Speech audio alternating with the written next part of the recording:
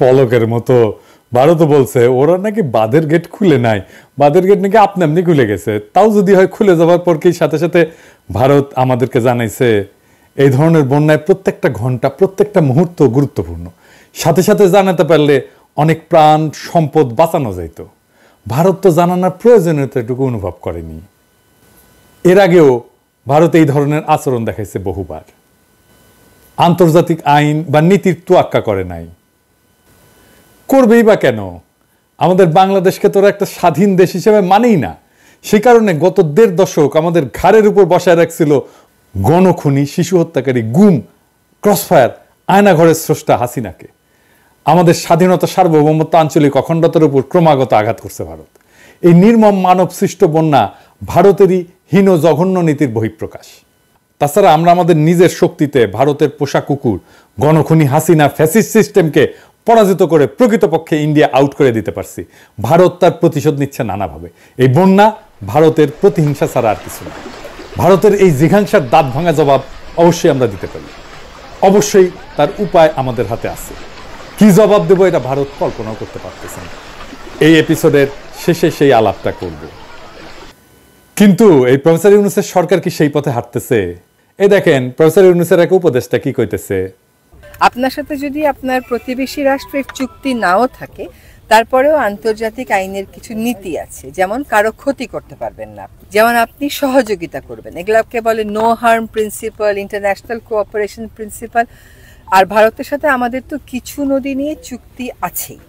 সে প্রেক্ষিতে আমার উত্তর হবে যে হ্যাঁ, উজানের দেশের উপরে যারা উজানের দেশ, তাদের ভাটির দেশকে জানানোর কথা, যখন এরকম অস্বাভাবিক বৃষ্টিপাত হয় বা পানি ছেড়ে দেওয়ার দরকার হয়, আগে একটু জানিয়ে দিতে হয়। তাহলে একটু প্রস্তুতিটা রাখা যায়, অন্তত মানুষজনগুলোকে সরিয়ে নেওয়া যায়। আপনারা দেখেছেন যে গতকাল আমাদের প্রধান উপদেষ্টা মহোদয় ভারতের হাই কমিশনের সাথে মিটিংয়ে বসেছিলেন, সেখানেও এই বিষয়টা উত্থাপিত হয়েছে। আমরাও সিদ্ধান্ত নিয়েছি যে আমাদের পররাষ্ট্র মন্ত্রণালয়ের মাধ্যমে এইরকম অবস্থা ভবিষ্যতে যাতে আর না হয়, বাংলাদেশের মানুষের যেন অভিন্ন নদীকেন্দ্রিক এইরকম মনুষ্য সৃষ্ট সমস্যা না হয়। প্রাকৃতিক যেটা, সেটা তো আর কারোর হাত নেই, কিন্তু আমরা যদি একটু আগে থেকে জানতে পারতাম তাহলে আমাদের প্রস্তুতিটা একটু রাখতে পারতাম। তো সেটা মানুষের কারণে, না জানানোর কারণে যাতে আমাদের কোনো এরকম বড় সমস্যা না হয়, সে ব্যাপারে ভারতকে আমরা আমাদের প্রস্তাবনাগুলো জানাবো। ভারত 50 বছর ধরে পানি নিয়ে প্রতারণা করছে, আন্তর্জাতিক আইনের তোয়াক্কা করে নাই। এখন আমাদের বিশ্বাস করতে হবে যে তারা তাদের কৌশল বদলাবে, কারণ প্রমিত ভাষায়, শান্তিনিকেতনী ভাষায়, রবীন্দ্রসঙ্গীতের সুরে রেজওয়ানা তাদের কাছে সবিনয়ে আবেদন করতেছে। আমাদেরকে সেটা বিশ্বাস করে বসে বসে আঙুল চুষতে হবে, তাই না? বাংলাদেশ ভারত কূটনৈতিক রিলেশনের রিয়ালিটি, তার ইতিহাস সম্পর্কে জ্ঞানবিহীন এই সমস্ত অথর্ব, অরাজনৈতিক, ভীরু আর নির্বীর্য উপদেষ্টারা কার্যকর ব্যবস্থার দিকে না গিয়া পররাষ্ট্র মন্ত্রণালয়ের উপরে দায়িত্ব চাপাই দিয়ে পার পেতে চাইতেছেন। অথচ আমাদের হাতে খেলার শক্ত কার্ড আছে। ধরেন আজ সরকার ভারতের প্রতি এরকম নতজানু না হইয়া শহীদ আবু সাইদের মতো সাহস কইরা বুক চিতা তিস্তা প্রকল্প যদি চীনকে দেওয়ার সিদ্ধান্ত নিত, তাহলে আগামীকালই ভারত দৌড়ে আসতো হাত জোর কইরা, গ্যারান্টেড, লিখে রাখতে পারেন। কিন্তু এইসব অথর্ব, ভীরু, অরাজনৈতিক, কাপুরুষ উপদেষ্টা পরিষদ পরিবৃত হইয়া প্রফেসর ইউনূস আমাদের শক্ত কার্ডকে ব্যবহার করতে পারবেন কিনা তা নিয়ে আমার সংশয় বাড়তেছে। আমি শঙ্কিত যে 1/11 অনুপ্রবেশকারীদের হাতে সরকার ক্রমান্বয়ে হয়ে পড়ছে 1/11 দ্বিতীয় সংস্করণ। এটা বাংলাদেশ 2.0 না হইয়া ক্রমাগত 111 2.0 হইতেছে। দেখেন ডিজিএফ এর বট বাহিনী কিভাবে প্রফেসর ইউনূসের সরকারের সমালোচনা করলে ঝাঁপায় পড়তেছে আমার প্রোফাইলে আইসা। এটা তো প্রফেসর ইউনূসকে জবাব দিতে হবে যে ডিজিএফ এর বট বাহিনী কিভাবে এখনো কার্যকর থাকে। এ দেখেন কপি পেস্ট কইরা কমেন্ট করতেছে প্রফেসর ইউনূসের পক্ষে।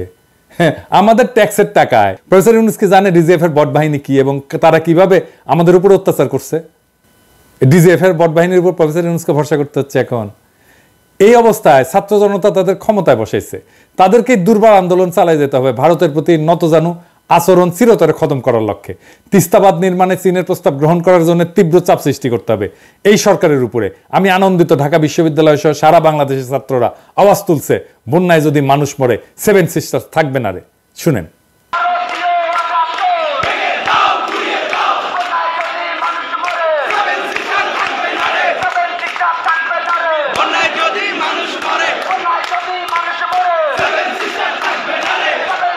থাকবে না রে।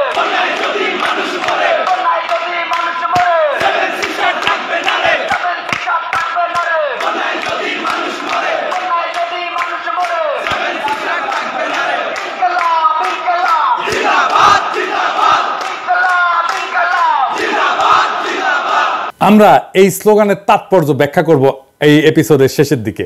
আর এই উপদেষ্টারা যারা এই ছাত্রদের রক্ত মারায় ক্ষমতা উপভোগ করতে আসছে, তারা মিন মিন করে কথা বলে। আমি বলতেছি না যে এটা বিপ্লবী সরকার হয় নাই। বিপ্লব বানান করতে পারবে কি দেখেন, পারবে জিজ্ঞেস করেন। যাই হোক, তিস্তাবাদ কি এই জিনিসটা একটু জানি। এইটা প্রকৃতপক্ষে একটা রিজার্ভার বা জলাধার। এতে বর্ষা মৌসুমে পানি সংগৃহীত হবে এবং সারা বছর ধরে সেই পানি তিস্তা নদীর নিম্নভাগে প্রবাহিত করা হবে আস্তে আস্তে। এই পানি ব্যবস্থাপনা শুকনো মৌসুমে পানি প্রাপ্তি এবং নদীর নাব্যতা নিশ্চিত করবে। এটা আমার মনে হয় বাঁধ আর জলাধার নিয়ে কেউ কেউ বিভ্রান্তিতে আছে বা বিভ্রান্তি ছড়ানো হচ্ছে। সামাজিক যোগাযোগের মাধ্যমে দেখতেছি কেউ কেউ বলতেছেন বাদ দিলে তা কেবল পানি আটকাবে, কিন্তু সেই পানি ভারত ফেরত পাঠায় সেই দেশকে ভাষায় দেওয়া যাবে না। এখানে ভারতকে ভাষায় দেওয়ার কথা উঠতেছে না, এইটা পাগলামি। আমরা বলছি জলাধার বা রিজার্ভারের মাধ্যমে পানি ব্যবস্থাপনার কথা। তিস্তা প্রকল্পের উদ্দেশ্যই তাই। এইরকম একটা প্রকল্প বন্যা রোধে কিভাবে কাজ করে সেটা চীনের বিশাল 3 গর্জেস প্রজেক্ট দিয়ে বোঝা যায়। এই বিষয়ে জার্নাল অফ হাইড্রোলজিতে একটা অনুসন্ধানী নিবন্ধ প্রকাশ করছিল। এই ধরনের বিষয় খুবই অথরিটেটিভ একটা প্রকাশনা। এটার লিঙ্ক কমেন্ট বক্সে দিয়ে দিচ্ছি, আগ্রহীরা যেন পড়তে পারেন।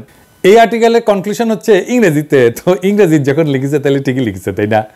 তবে বাংলা হইতেছে যে এই বাঁধ বন্যা রোধ বিদ্যুৎ উৎপাদনের মাধ্যমে বিশাল অর্থনৈতিক এবং সামাজিক অবদান রাখছে। এটা কিন্তু চাইনিজ প্রোপাগান্ডা না, এটা একটা মর্যাদাশীল আন্তর্জাতিক জার্নালের কথা। চীন এই 3 গর্জেস প্রজেক্ট করছিল বন্যার প্রকোপ থেকে রক্ষা পেতে, আমরাও তাই চাই। সেই সাথে পানিকে ব্যবহার করে ভারত যাতে আমাদেরকে তার ইচ্ছাধীন রাখতে না পারে, হাসিনা টাইপের ফ্যাসিস্ট সরকারকে আমাদের উপর আবার চাপাই দিতে না পারে এবং আমাদের স্বাধীনতা, সার্বভৌমত্ব এবং আঞ্চলিক অখণ্ডতাকে আঘাত করতে না পারে, আমরা সেটাও চাই।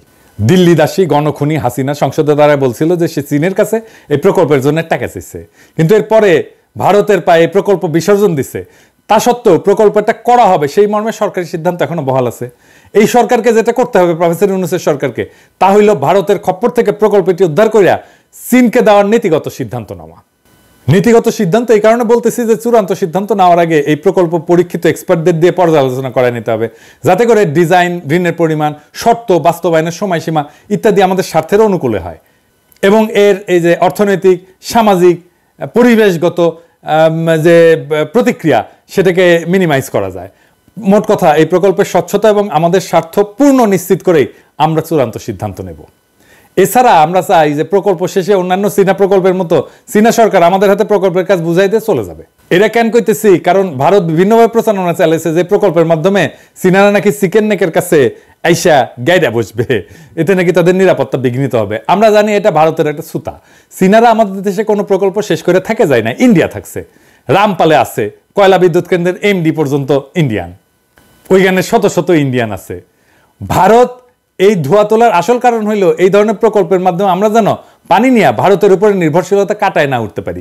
এটা আমাদের দ্বিপাক্ষিক রিলেশনের আমাদের বিরুদ্ধে ভারতের একটা বিশাল লিভারেজ বা অ্যাডভান্টেজ, যেটা তারা ব্যবহার করছে বারে বারে। এই জন্যে ভারত যাতে এই ধরনের সুতা তুলতে না পারে আমরা তা নিশ্চিত করব। তিস্তা প্রকল্প চীনকে দেওয়ার সিদ্ধান্ত নেওয়ার সময় এখনই। এটা কেবল বন্যা রোধ এবং সারা বছর পানি প্রাপ্তির বিষয় না, এটা ভারতের উপরে এতকাল পানির জন্য যে নির্ভরশীলতা সেটাকে খতম করার বিষয়। এই কাজে ব্যর্থতার মানে হইল হাজারো শহীদের প্রাণদান নিষ্ফল হওয়া। আমাদের স্বাধীনতা, সার্বভৌমত্ব, আঞ্চলিক অখণ্ডতার উপরে আধিপত্যবাদী ভারতের আগ্রাসী কালো হাত জিআই রেখে আমরা কোনো অবস্থাতেই তা হতে দেব না। আমি তাই ছাত্র জনতাকে আহ্বান করব, আপনারা তিস্তা প্রকল্প চীনকে যাতে নীতিগতভাবে দেওয়া হয় সেই সিদ্ধান্ত নিতে সরকারের উপর তীব্র চাপ সৃষ্টি করেন। এই সরকারের 1-11 গ্রুপের বাইরেও অনেক উপদেষ্টা আছেন যারা এর সমর্থন করবেন বলে আমি বিশ্বাস করি।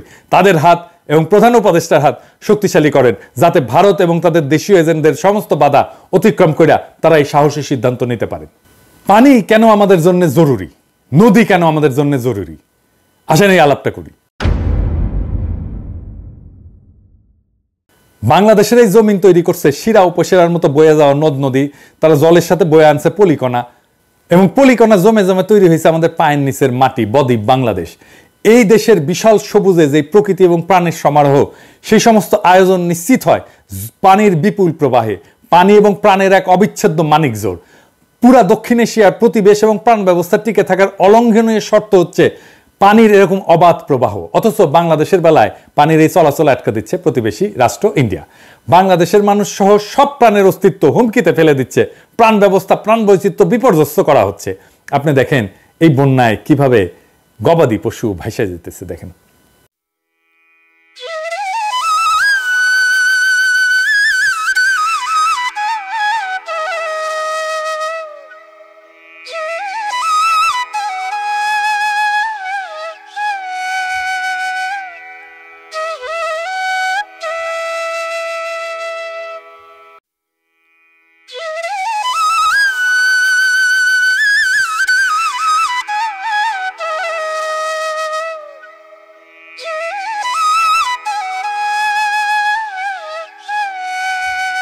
ভিটেমাটি জীবন জীবিকা হারানোর কষ্ট এবং ক্রোধ বুকের মধ্যে নিয়ে নিরুপায় মানুষেরা ছড়ায় পড়ছে তারা এখানে সেখানে।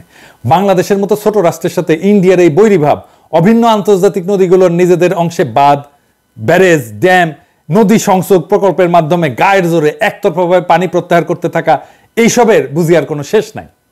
দুশ্মনীর এই ধারাবাহিকতা যদি ইন্ডিয়া বজায় রাখে তাহলে এই সংকট যে কোনো সময় তুমুল প্রতিরোধের রূপ নিতে পারে। আর সেই তুমুল প্রতিরোধ কোনোভাবেই এতদিন ধরে চলে আসা বাংলাদেশ ইন্ডিয়ার দ্বিপাক্ষিক সমস্যা হিসেবে থাকবে না।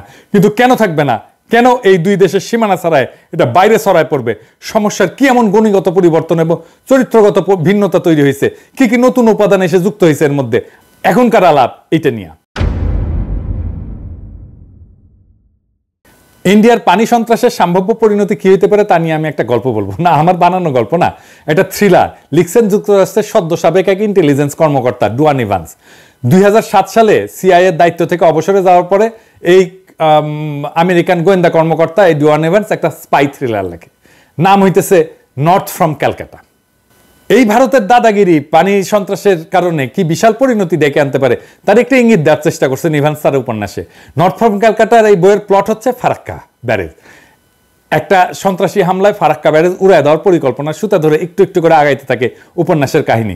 বইটাকে শুধু স্পাই থ্রিলার বললে সবটা বলা হয় না, এটা আসলে আন্তর্জাতিক দক্ষিণ এশিয়ার আঞ্চলিক রাজনীতিতে ক্ষমতার ভারসাম্যের লড়াই, পানি এবং প্রাণ সম্পদের উপরে কৌশলগত নিরাপত্তাজনিত নিয়ন্ত্রণ কায়েমের রাজনীতি ইত্যাদি বিষয়ে এমন একটা ভাষ্য যার কাঠামোটা উপন্যাসের, কিন্তু উপন্যাসের চরিত্র হচ্ছে গোয়েন্দা গল্পের।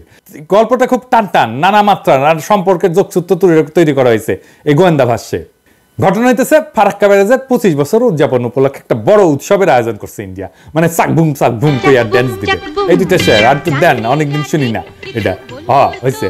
সেইখানে এই প্রকল্পের মূল স্থপতিকে বিশেষ সম্মাননা প্রদান করা হবে। একে উপলক্ষ করে স্থাপনা এবং নির্মাণ খাতে ইন্ডিয়া কত বিশাল বড় তালেবর এই সাফল্য এবং শক্তি প্রদর্শন করবে আর কি। বিভিন্ন দেশের রাষ্ট্রদূত বড় ব্যবসায়ী, বড় বিনিয়োগকারীকে আমন্ত্রণ জানানো হয়েছে এই অনুষ্ঠানে। আর অ্যাটমিক ডেমোলিশন দিয়া ফারাক্কা ব্যারেজের এই 25 বছর পূর্তি উৎসব, জমকালো উৎসবকে জয় বাংলা করে ফারাক্কা ব্যারেজ উড়ে দেওয়ার কাছে রওনা হয়েছে একদল যুবক, 7 জনের। এই কাফেলার 7 জন বাংলায় কথা বলে। সমস্যা সমাধানে বাংলাদেশের সব কূটনৈতিক প্রচেষ্টা যখন বিফল, বাংলাদেশের অস্তিত্বের প্রতি যে হুমকি যে ব্যারেজ, সে ব্যারেজ বিষয়ে জাতিসংঘ যখন কিছু করতেছে না, তখন সেই ব্যারেজ উড়ায় দেবে বাংলায় কথা বলা 7 জন যুবক। এইটা হইতেছে এই উপন্যাসের উপজীব্য। এরা কারা? তারা কি এই মরুপ্রায় শুকনা নদীর স্তরে জীবন জীবিকার শর্ত হারানো উন্মূল কেউ? তারা কি এমন কেউ যারা ভিটামাটি হারায় উদ্বাস্ত? ফারাক্কা ব্যারেজে হামলার পাশাপাশি 12 ঘন্টার মধ্যেই আবার উত্তর পূর্ব ইন্ডিয়ার স্বাধীনতাকামী বিদ্রোহীরাও যুদ্ধ শুরু করবে এই উপন্যাসে। চারিদিক থেকে কোণঠাসা কইরা যাদেরকে এই সমীকরণে ঠেলে দিছে ইন্ডিয়া, তারা যুক্ত হয়েছে এই সমস্যার সাথে অনিবার্যভাবে। কি হইতে যাচ্ছে তাহলে? কি করবে বাংলাদেশ সহ এই অঞ্চলের মানুষ? কল্পনা আর নিরাপত্তা ঝুঁকির অনুমান নির্ভর এই গোয়েন্দা ভাষ্যে সম্ভব অসম্ভবের মানচিত্র ফুটে উঠছে। সেখানে বঞ্চনা, ক্রোধ, অসহায়ত্ব, প্রতিশোধের বারুদে কি অগ্নিশিখা জ্বলে উঠবে? তাছাড়া যেভাবে বাস্তব ক্ষেত্রে প্রস্তুত হচ্ছে তাতে কইরা কি ঘটবে ইভান্সের এই উপন্যাসের বাইরে? বইটা পড়বেন। এই বইয়ের রাজনৈতিক ভাষ্য আমি দেখলাম ঢাকা বিশ্ববিদ্যালয়ের স্লোগানে, বন্যায় যদি মানুষ মরে 7 সিস্টার্স থাকবে না রে।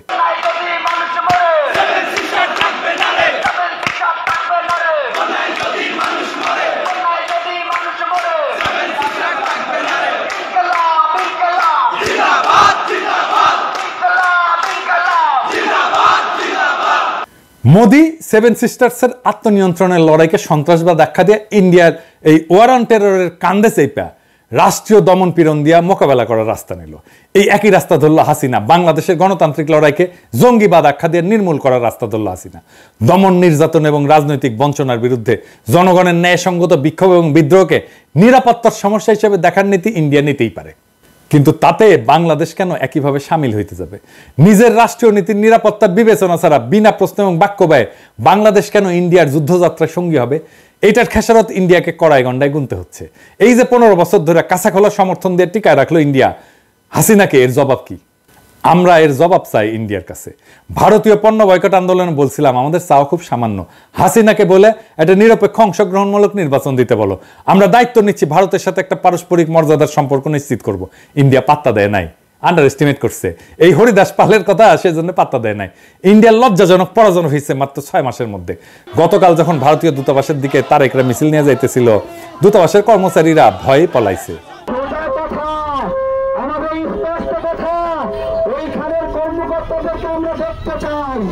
আমরা শুনতে চাই তাদের মুখ থেকে তারা যেই ড্যাম 31 বছর বন্ধ রাখলো, সেই ড্যাম 31 বছর পর খুলল কেন? এই সাহস নিয়ে বাংলাদেশকে উপনিবেশ বানাইতে আসছিল। একজন কথা বলতো কি রুয়াব নিয়ে, হাই কমিশনার গুলো বসতো কিভাবে যেন বড় লাট। তো উপন্যাসে দেখা যাচ্ছে ফারাক্কার অপারেশনটা যখন চালানো হয় তখন এর সাথে সামিল হয় ইন্ডিয়ান ইউনিয়ন থেকে স্বাধীনতাকামী 2টা বাহিনী, নাগাল্যান্ড এবং মণিপুর। দীর্ঘদিনের দখলদারি বঞ্চনা তাদের ক্ষোভের কারণ, বিদ্রোহ তাদের দীর্ঘদিনের, কিন্তু এই প্রথম তারা পাশাপাশি এসে এক সূত্রে একটা অপারেশনে কাজ করতেছে বাংলাভাষীদের সাথে সমন্বিতভাবে, যেটা আগে কখনো ঘটে নাই। এইবার বুঝছেন ফারাক্কার সাথে, আমাদের পানি ব্যবস্থাপনার সাথে, আমাদের সাথে ভারতের এই অন্যায্য আচরণের সাথে 7 সিস্টার্স কিভাবে যুক্ত। নিউ ইয়র্ক টাইমসে ফিলিপ বাউডিং লিখছিলেন যে ইন্ডিয়াস ওপেনিং উইথ বাংলাদেশ। মার্কিন পররাষ্ট্রনীতির একজন ভাষ্যকার এবং গুরুত্বপূর্ণ পরামর্শ করছেন বাউডিং। তো ওই এলাকায় বাউডিং বলছেন যে ইন্ডিয়া বাংলাদেশের মধ্যে বাণিজ্য ঘাটতি আছে, সমুদ্র সীমানা নির্ধারণের ব্যাপার আছে, ট্রানজিট আছে, কিন্তু অনেক বেশি গুরুত্বপূর্ণ নিরাপত্তা ইস্যু হচ্ছে পানি। ইন্ডিয়া যেভাবে বাংলাদেশকে পানি থেকে বঞ্চিত করছে তাতে কইরা বাংলাদেশের উদ্বিগ্ন হওয়া খুবই সঙ্গত। একবার পানি আটকায় রাখে গ্রীষ্মকালে, আর বর্ষাকালে পানি ছাইরা ভাসায় দেয়। 2টা সময় আমাদের ক্ষতি করে। পানি বাংলাদেশের প্রাণ রক্ষার জন্য রক্ত সঞ্চালনের মতো। অভিন্ন নদীসমূহের পানি পাওয়া না পাওয়া নিয়ে বাংলাদেশের টিকে থাকা না থাকা, জনগণের বাঁচা মারা একই সূত্রে গাথা। ভারতকে তার সমস্ত বাঁধ ভেঙ্গে দিতে হবে। বাংলাদেশে আসা অভিন্ন নদীর সকল প্রবাহকে উন্মুক্ত করে দিতে হবে। চয়েস ভারতের, হয় বাঁধ ভাঙো নয়তো ভারত রাষ্ট্র ভেঙে যাওয়ার ঝুঁকি নাও। আমি বলতেছি আমাদের 15 বছর ফ্যাসিবাদের ঘানিটা নাইছো, এর কাফফারা দিতে হবে। বাঁধ না ভাঙলে ইন্ডিয়ায় জয় বাংলা হয়ে যাবে। বাংলাদেশের মানুষ একটা কথা বিশ্বাস করে, ভারত যদি আন্ডার এস্টিমেট না করে তাহলে ইন্ডিয়ারই উপকার। নয়তো কয়া দিই ওই কথা যেটা বাংলাদেশের মানুষ বিশ্বাস করে। কি সেটা জানেন? বাঘে চুলে 18 ঘা, ঠোলায় চুলে 36 ঘা, আর পিনাকি চুলে জয় বাংলা।